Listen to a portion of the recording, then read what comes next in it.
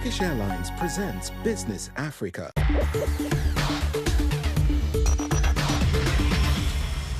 Hello there and welcome to yet another episode of Business Africa. I am Ronald Kato. Here are the top stories this week.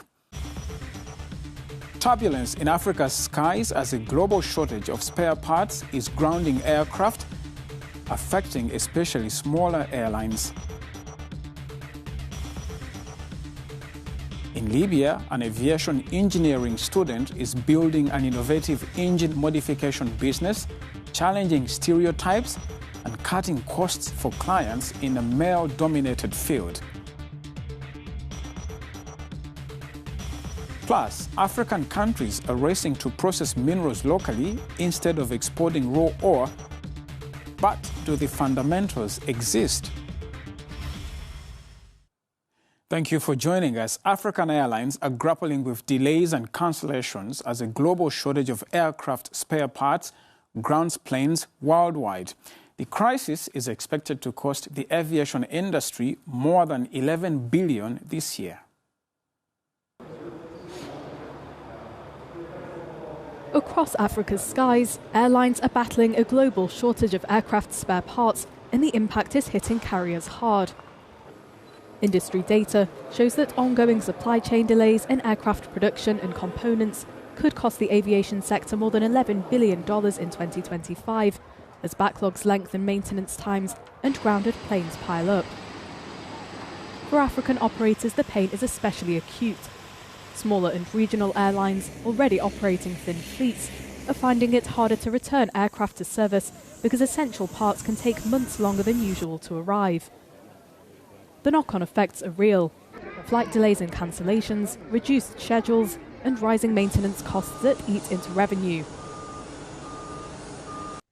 Well, when cancellations happen, as a tour operator, I'm affected in quite a number of ways. First, since I work with hotels and lodges, most of these lodges don't work under such cancellations. They are not ready to refund 100%. So in this regard, you find that the client cannot understand the type or how much will be refunded to them. And even me, myself, I have my own cancellation policies, If a client is checking in a hotel at around 7 a.m. on 10th of April, and they happen to cancel that day, that means the hotel will either refund part of the money, like half of it, or not refund at all. In East Africa, Kenyan and Rwandan carriers have reported lost seat capacity and service reliability issues as grounded jets await delayed components. Tourists coming to a country like Uganda and Rwanda, for those countries that offer gorilla tracking activities. So when such cancellations happen, so a client is affected in a way that they are going to lose on their $800 for the permits. Because for you to come and track gorillas, we schedule those permits on specific dates. If a client is flying in tomorrow and they tend to be delayed, that means there is no refund whatsoever. They're going to lose 100% of whatever they had invested in this permit. Analysts warn that until the global supply chain stabilizes and local maintenance and parts stockholding improve, African airlines will continue to struggle to compete in a crowded market. Joining us now is Jacques Assoumu, a pilot and former executive of Air Gabon. Thank you very much, sir, for your time. Why are African airlines particularly vulnerable to this global aircraft spare part shortage compared to airlines elsewhere? Les compagnies africaines souffrent évidemment plus que les compagnies d'autres continents. African airlines are obviously suffering more than airlines from other continents. And the main reason is Africa's heavy dependence on production and maintenance networks. Vis-à-vis des réseaux de production et de maintenance. Je peux dire que les pénuries I can say that the shortages of spare parts being discussed have a real immediate negative impact affecting daily operations as well as fleet expansion plans of African airlines. As a result, these airlines are forced to ground aircraft, with several planes remaining grounded for long periods, even as passenger traffic continues to grow. est croissant. In practical terms, how severe are these delays? Bon, cette pénurie a des conséquences. This shortage has serious impact on African airlines. Operational delays can be measured in days, meaning flights may be cancelled or postponed by several days. There is also a risk that the problem will worsen in the short term, especially for airlines operating older aircraft, which is clearly the case for many African carriers.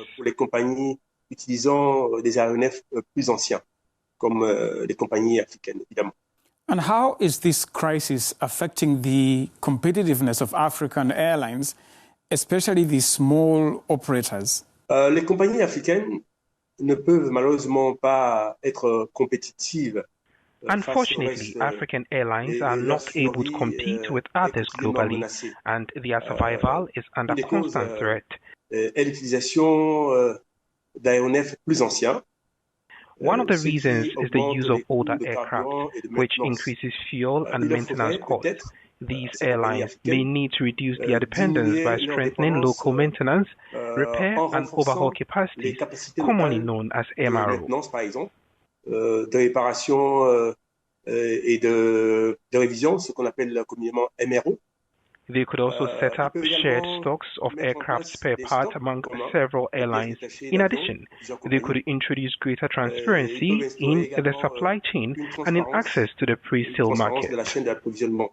Et l'accès au marché de la prévente. Jacques Assoumou, thank you very much for your time. See you next time. Now, in Libya, a 25-year-old aviation engineering student is making waves in a male-dominated field. Rawan Abu Aisha's business focuses on innovative car engine modifications, reducing costs for clients while challenging long-standing gender norms in engineering and automotive work. In this Libyan workshop, Rawan Abu Aisha repairs and modifies car engines, a rare sight in a male-dominated field. Inspired by her father, a mechanical engineer, the 25-year-old developed an early passion for mechanics and later pursued aviation engineering. The idea that launched her business began when a client at her father's workshop considered replacing an engine at a high cost. We had a Nissan Navara. Its owner came thinking of changing its engine, which could cost up to 7,000 Libyan dinars. I wondered why not replace it with another engine that reduces the burden on the customer and lowers the cost while increasing the car's longevity. That's how the idea came up. Rawan suggested modifying a Mercedes engine, cutting costs and extending the vehicle's life. Her idea later won first place in a national innovation competition. And throughout her journey, she's had the support of her father. وما عنديش مشكلة أنا في الفكرة هذه أنا متقبلها ما عنديش مشكلة معها.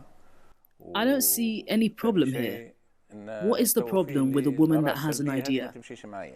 Maybe in the future, you will find a woman who fixes things. And maybe does it better than a man. Now running her own company, Rawan says she's not slowing down, continuing to challenge stereotypes, one engine at a time.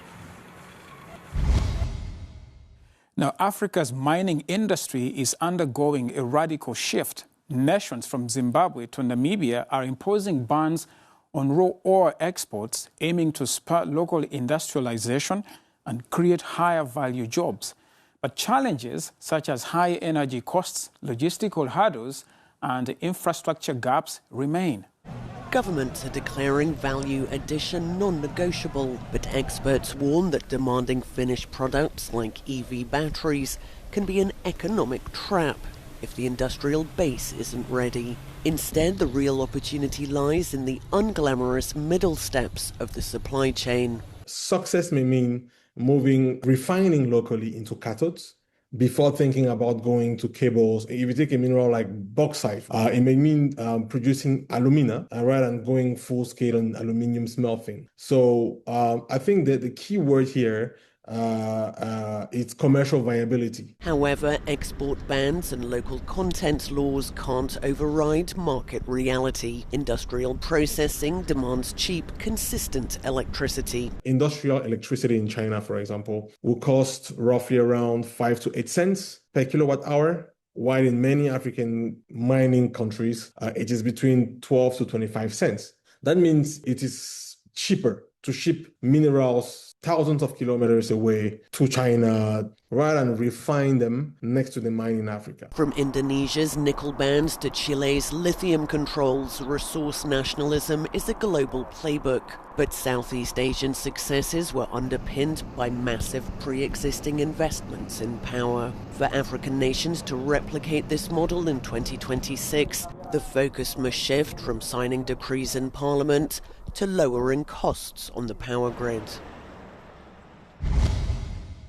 And that brings us to the end of this episode of Business Africa. I am Ronald Kato. Thank you very much for watching. For more business stories and the latest updates from across the continent, stay tuned to African News or visit us at africanews.com. I'll see you on the next episode of Business Africa.